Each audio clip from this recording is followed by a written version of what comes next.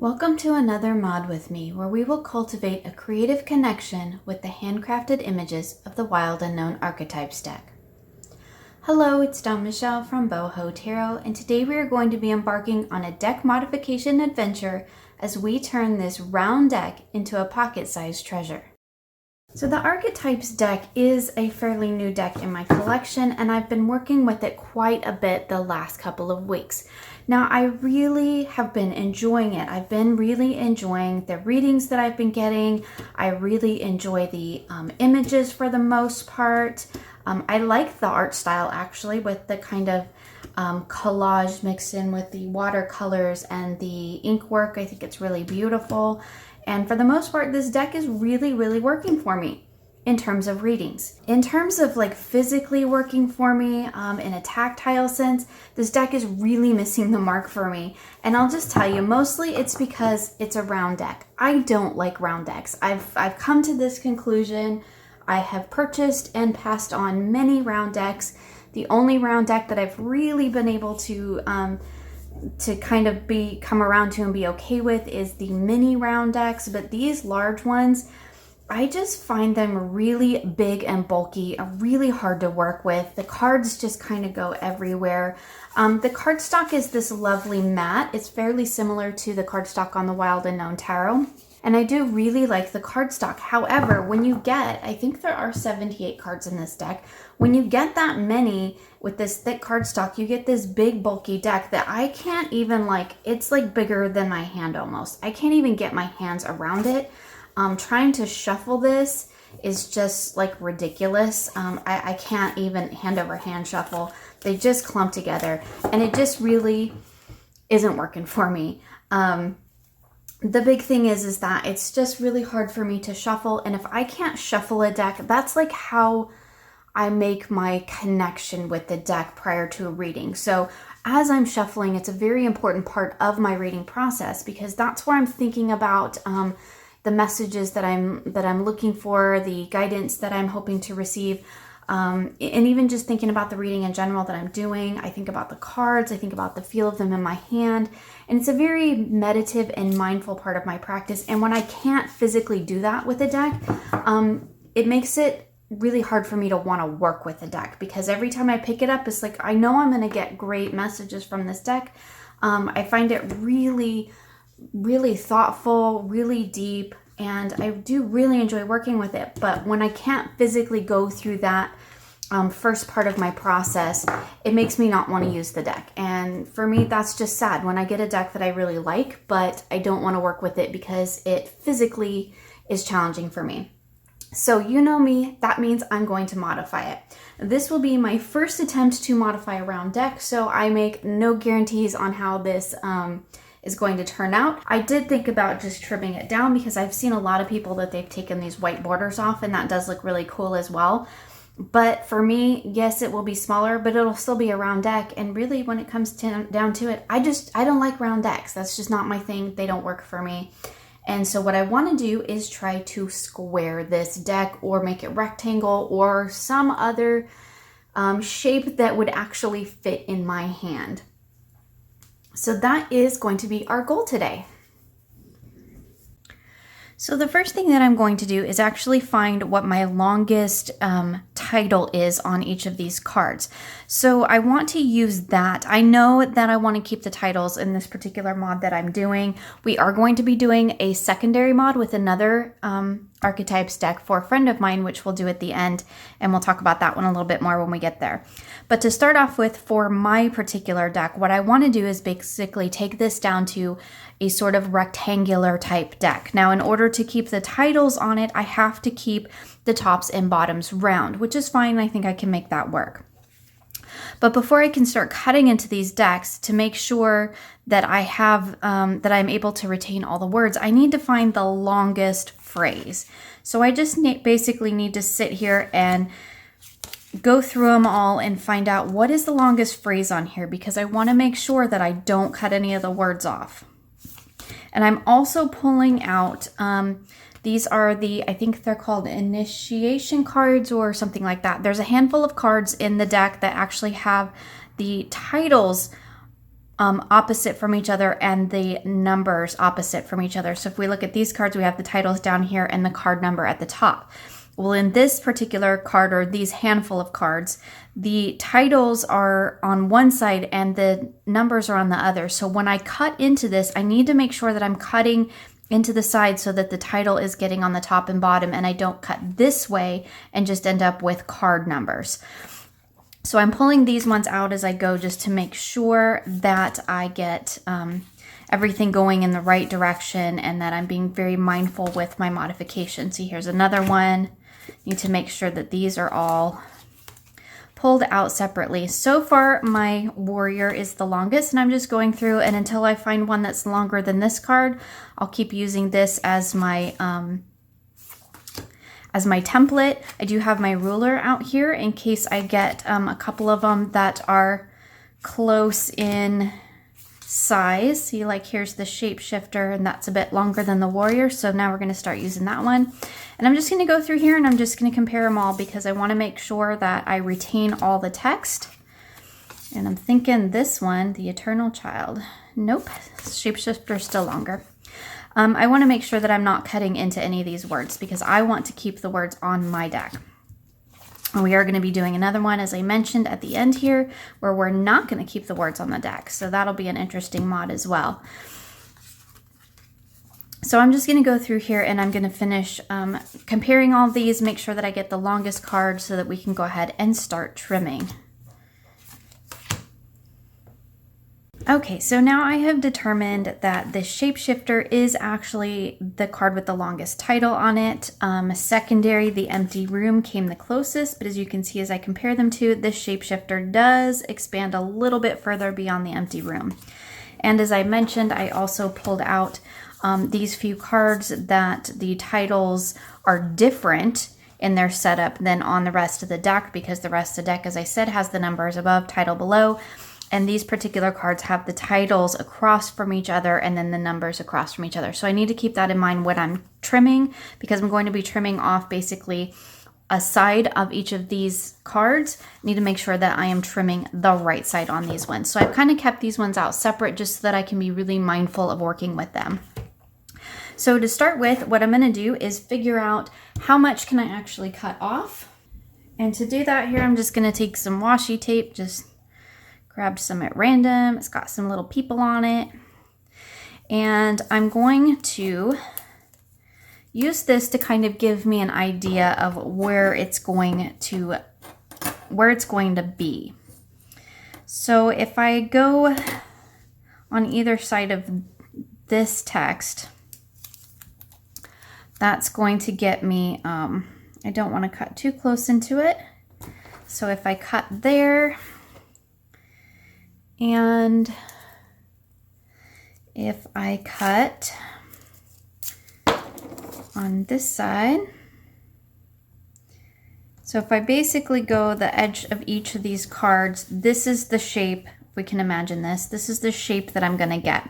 Now this is that's still pretty rounded. It's a bit more rounded than I really want it to be. And that's only about a 1/2 inch. So if I can go in 3/4 of an inch maybe.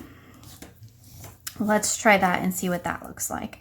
Now, because we're dealing with a round deck, things are just going to be a little bit different than they normally would be. And so I'm taking a little bit extra precautions in my measurements, which we'll also see here. I have a little bit of a different plan for when I'm going to be trimming. Because again, I'm dealing with a round deck, which means I do not have a single straight edge to be working with. So if we go 3/4 of an inch on this side, that puts it right there. Okay, so that gets me a little bit closer in the shape. If we look right here, let's kind of cover some of this stuff up. So this is approximately the shape that I'm going to have. Now I could see here with this particular one, because it's a little bit longer, I might need to shift the card a little bit. Is it 100% straight? Probably not, because again, we're dealing with a round card. So I could probably move it slightly.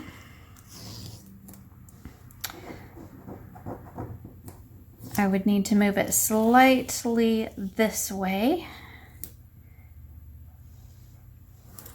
And so we go 3/4 of an inch there. Check that roughly.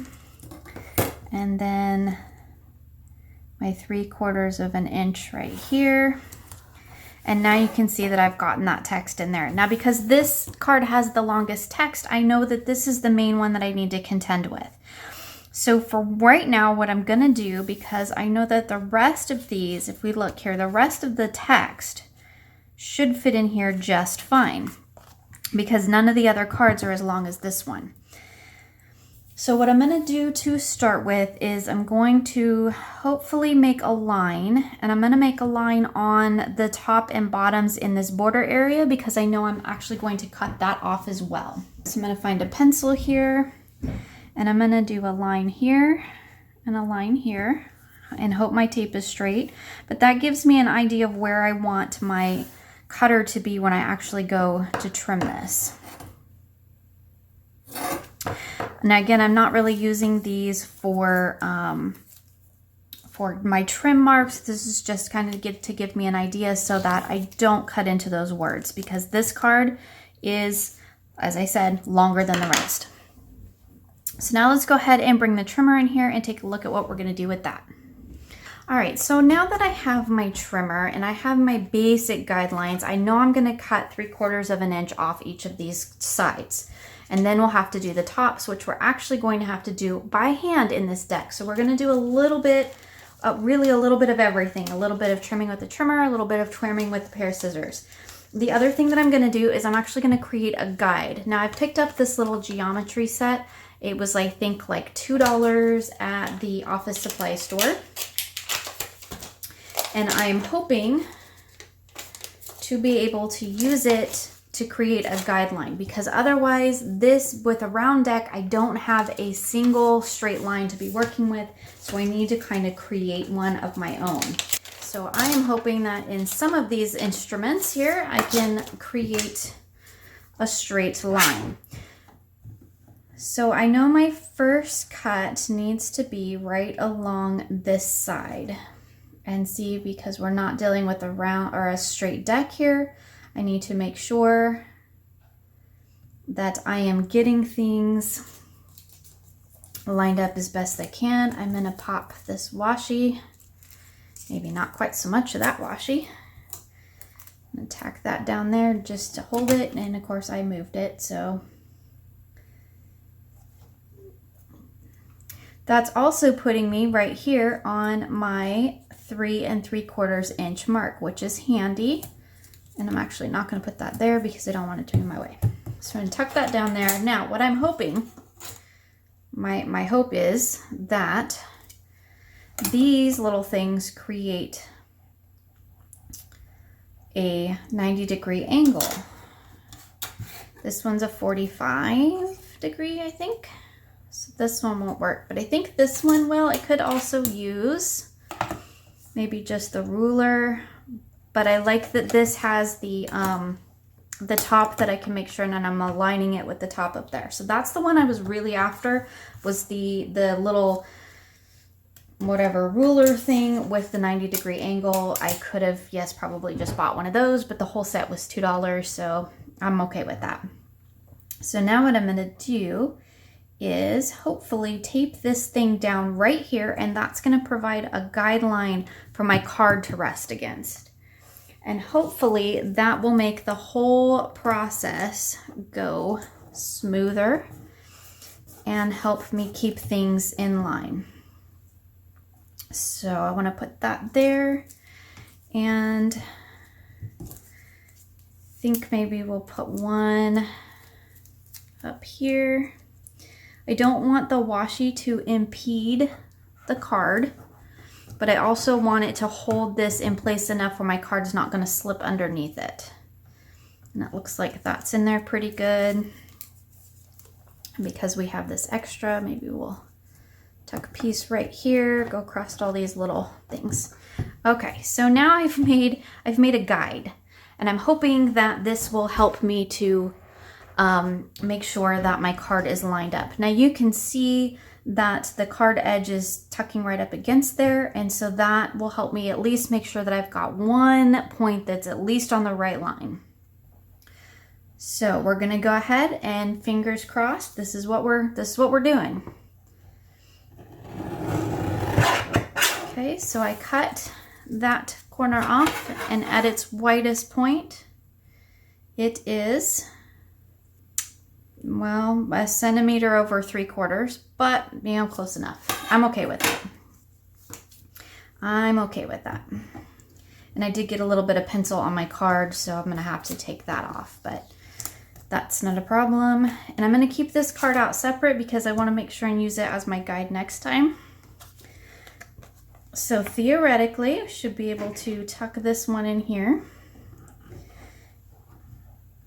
Try not to move everything around. I don't need that washi right now. So I've got my guide here that I can line it up against.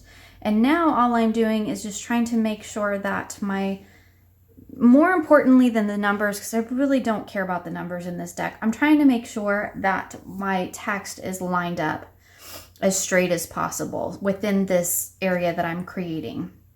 So I'm kind of using this 1.5 inch guideline here to just kind of give me a rough bearing. And really at this point, because again, working with a round deck, it's really just kind of guessing. So we're gonna go there, and that looks pretty good to me. Is it gonna be 100%? Nope, because again, round deck, nothing square. So there's that one. That's one side cut off. And here we are with our second longest card. So definitely want to make sure that I am keeping this in mind. I think that let's use one of these other little rulers because that's just handy. So 3 inch there, so I'm good there. And as we know, this ruler sits right where the blade comes down, so that looks like that's about good there. I could probably even shift it a little bit more. And I think that really just this first cut is going to be, this first side is going to be the most labor intensive with this deck. Let's see, yeah, I can move that a little bit more. Because I'm having to be so precise in my first cut. Again, round deck. But once I get this first cut, now I've got next time will be easier because I've got a straight side to work with. And that's really the issue just this first time around. So I think I like that well enough. Again, I'm not being really, really super picky about where the words are. I'm just trying to remotely get them in the right spot. So now it's just a matter of going through and getting my titles lined up here and making my cuts. And like I said, I'm going to cut all the one side off. Now let's do these ones real quick because I do not want to forget these. These are those few cards at the end of the deck that have the titles on top and bottom. Let's find the longest one of these. Probably, looks like the Anima Mundi here probably. And I just want to make sure and be really mindful when I cut these that I'm actually cutting so that the title's remaining and that I'm cutting the numbers off, because there's no way to keep both on these particular cards. So in order to make sure that I'm keeping the titles, I'm going to do those now, and again keeping them separate just to make sure that I'm holding those out and being really mindful of how I'm cutting those. So I'm going to go through and finish up this side of the deck, and then we'll come back and take a look. Okay, so I've got the whole one side of the deck cut off. As you can see here, when I set it down, I got, for the most part, a really straight cut using this guide. So that might be a good thing to do just even with my square decks. I have my guide one that I used and my couple that I kept separate that have those titles that are different than the rest. So now what we're basically going to do is repeat the process going the other way. So I'm going to use, again, using my shapeshifter card as my guide. And I'm going to put it here. And now I do have a straight edge to line up with. So I should be able to line it up with this 3 right here. And that should put me right where I want to be, which it pretty much does. So I want to tuck that there. That's lined up nicely. Now I have a straight edge to work with, which is always a bonus. And it's hard because I don't have a straight edge up here. So that's the reason I'm using all of these little tricks to try and create some guides and some straight lines for me to work with. So now we're just going to tuck this hopefully right up against here. Having this nice guide here to press the cards up against, I think that might be handy in any deck. So it might be something that we do moving forward. Okay, so now that I've got that lined up there, go ahead and remove this one. I should be able to plop that down right there. It's a little bit, again, it's that centimeter off, but I was a centimeter off on this side, so it should balance it back out. And as you can see here, again, my text wasn't quite centered, but again, round cards, really hard to get things centered. But being as this is my longest card, or my longest title, that should work just fine. And I can already tell you this is already a better size. We are going to take the borders off on the top and bottom, so that will take care of these little sharp corners, and I'll have to do that by hand. So now I'm going to flip my deck around the other way, and I'm hoping that with all of these nice little guides here, these lines to just tuck up against, I should be able to just real quick flip my way through the rest of this deck. And does those line up? Yes, they do. But we're going to keep the shapeshifter card out just because that's the one we've been using as a template. So I do need to make sure that I'm not accidentally pressing my card against the or underneath my guide here. But this should make it go a whole lot faster.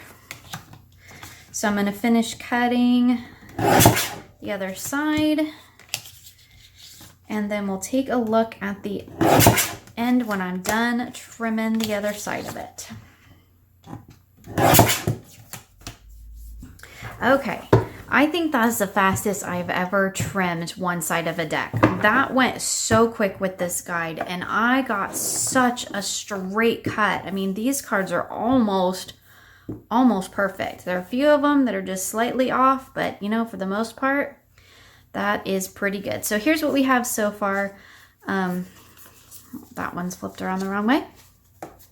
So I have both the sides cut off the entire deck.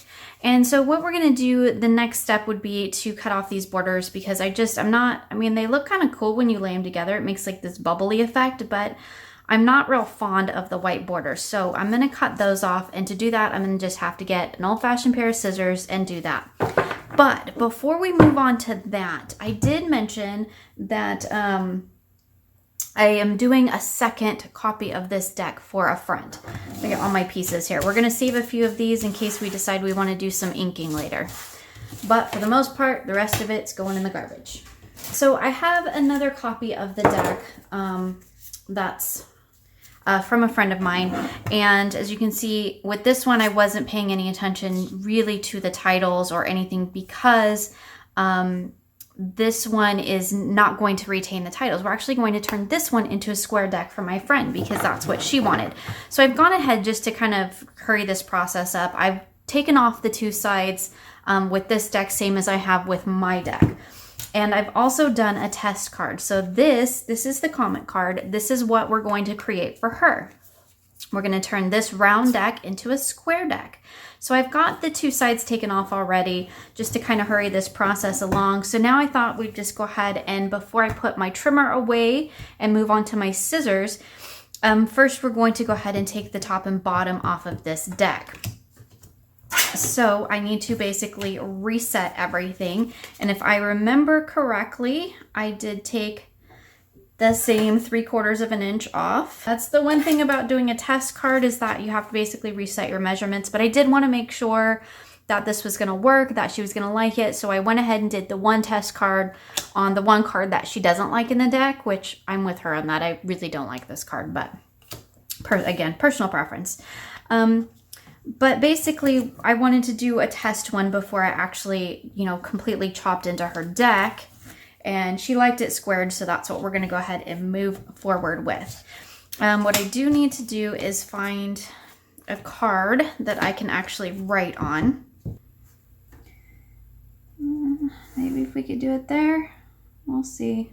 There's one there. And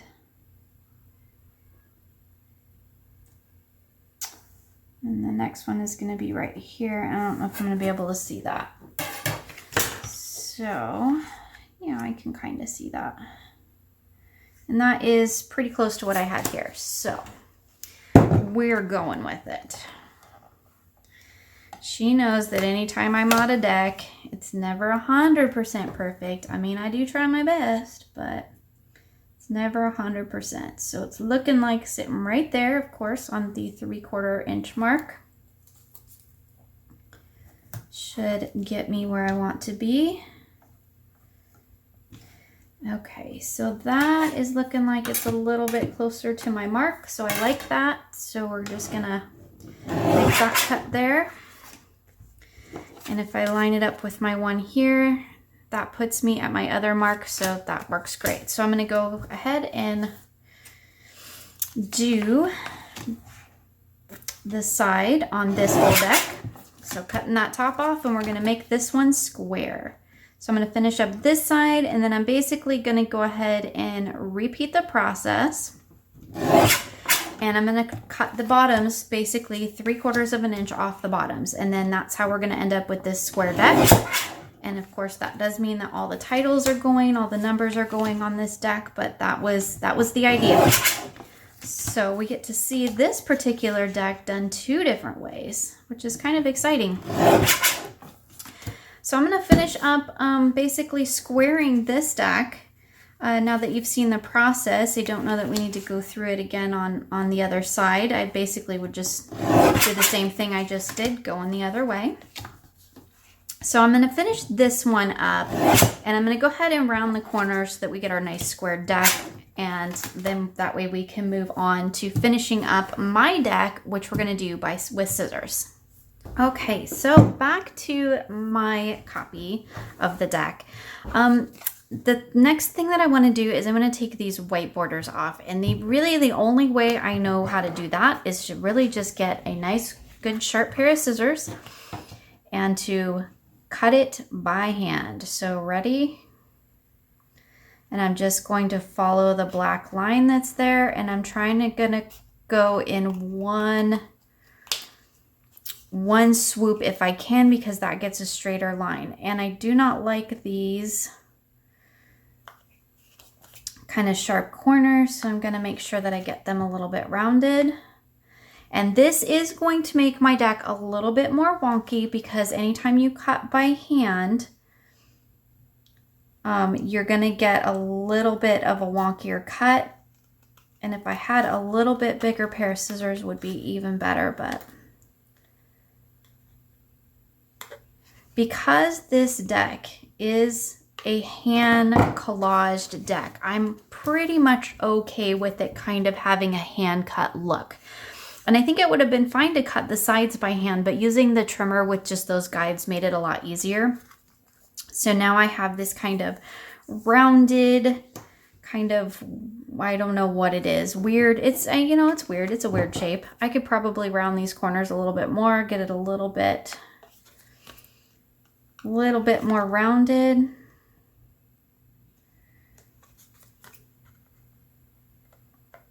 And I could sit here and fuss with that all day long, but we're not going to do that. So basically, I'm just picking whether I'm going to go to the inside of the line or the outside of the line. And that's another important thing, is that when you're cutting anything, make sure that you're always using the same marks to cut. You're always doing it the same way. So I'm doing just to the inside of the line because I actually don't want that black line on there. And I'm just following the line, making as few cuts as possible because you want to make it as fluid as possible. and then just trying to kind of round those corners out. And I'm just gonna do both sides.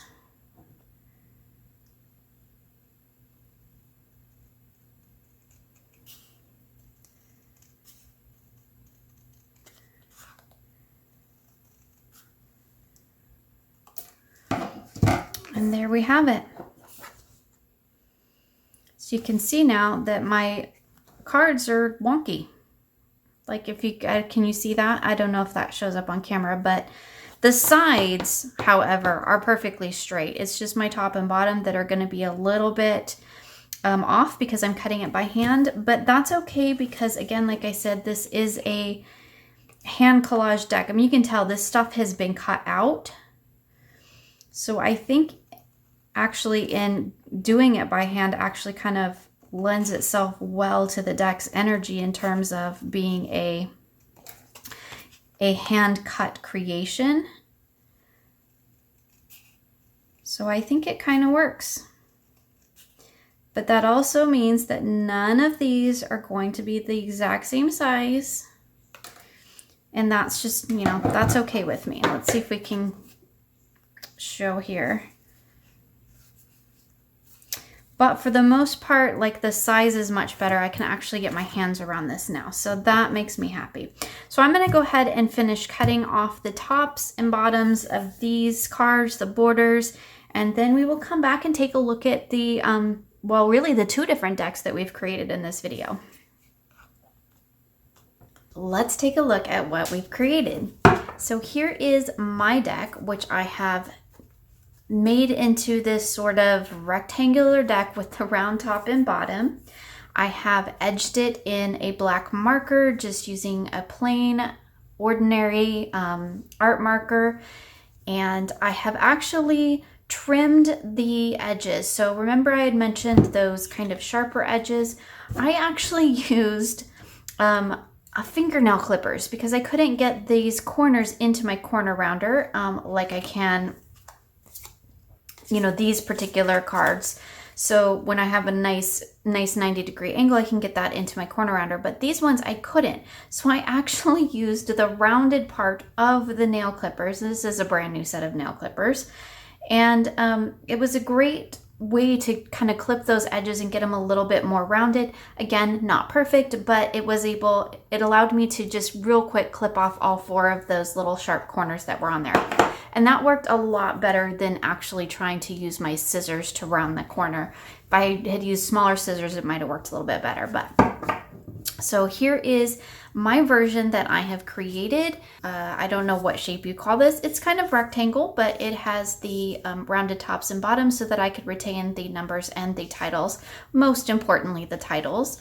So let's take a look at how this one shuffles. And to be perfectly honest, this cardstock is thick, and now that I've made the deck smaller, it's not exactly one that I can get a bend in. So I can't really rifle shuffle it very well. It really just doesn't want to bend enough to get in there like that. But seeing as I couldn't rifle shuffle it before, you know, it's okay. What I can do now is overhand shuffle it, which is much nicer. It's a much smaller size, so I'm able to get my hands around it. The cards are matte, so they are still sticking together a little bit, but I assume with like most matte decks, the more I work with it, the more it will release. And so I'm able to at least do this with it, which is kind of an important part of my practice, as I mentioned at the start of this whole process. So these ones I think came out really, really great. I love the way that they look. You know, they are a bit wonky. They are a bit an odd shape, but overall I think they look really cool. And I like that I was able to retain the titles on them as well. And I really enjoyed the process because it was a little bit of a different process than I'm used to doing. But I think they came out looking pretty cool, and I do really like the shape of it. I think it works really well. Let's also take a look at the deck that I squared. So again, this is not a deck that I think you're going to be able to riffle shuffle because this is even smaller than the other one and trying to get a bend in it. But most importantly, it can be shuffled like this, and I know that that will work. So again, new deck, still sticking, but let's take a look at how these ones turned out. So I did them in the 3-inch square, rounded the corners, and edged this one in black as well. For this particular one, I did let the marker bleed a little bit on the back just to give it that kind of hand-worn or handcrafted look. But let's take a look at how the cards look. And they are turned around all different ways now, which was actually something that that my friend had wanted. And I think actually they look really cool square. It makes for a really interesting picture. I like the reading. It does perhaps maybe take away from the fact that it is an archetypes deck, but my friend did mention that she might go back and write the titles back in later on. That works really well. I've done that with decks before where I've intentionally taken off the titles so that I had to use the book in order to work with it. And that helps me to make that connection with the deck and the book and really tap into the energy that the creator had intended for the deck. And I think that that's one of the things that's really actually kind of fantastic about taking the titles off and then using the book. It kind of makes you pay attention to what the artist intended. And that was, I think, a little bit of my friend's intention as well, is to not rely so heavily on her own ideas of what each archetype is, and to really tap into the meanings and the understandings that are in Kim Krantz's wonderful book. So I think that overall, I really like the square deck too. And this actually might be something that I make for myself just to have on hand. But I also really like my deck with the titles on it. And I'm real excited about both of these modifications, and I think they came out lovely. So thank you for joining me for this mod with me. You will find the links for most of the products I've used in this video in the description box below. I hope you enjoyed this process and will join me again soon for more creative tarot for an inspired life.